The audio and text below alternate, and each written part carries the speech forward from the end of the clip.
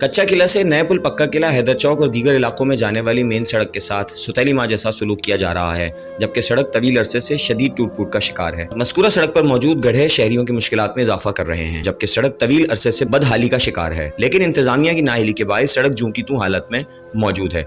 वाज़ह रहे कि सड़क से हैवी ट्रैफिक की आमदोरफ्त का सिलसिला भी जारी रहता है, लेकिन इन्हीं गड़ों के बायस ट्रैफिक की रवानी अक्सर औकात मुअत्तल हो जाती है। इसके साथ साथ सीवरेज का गंदा पानी भी जमा है, जिसके बायस नमाजी हजरात को भी परेशानी उठानी पड़ती है। शहरियों ने हैदराबाद न्यूज से गुफ्तगू करते हुए कहा कि सड़क शदीद टूट फूट का शिकार है और उनको परेशानी लाहक है, लेकिन जिला इंतजामिया गफलत की नींद सो रही है। शहरियों ने जिला इंतजामिया से पुरजोर अपील करते हुए कहा है कि जल्द इस मसले पर गौर किया जाए ताकि शहरी इन मुश्किलात से निकल सकें।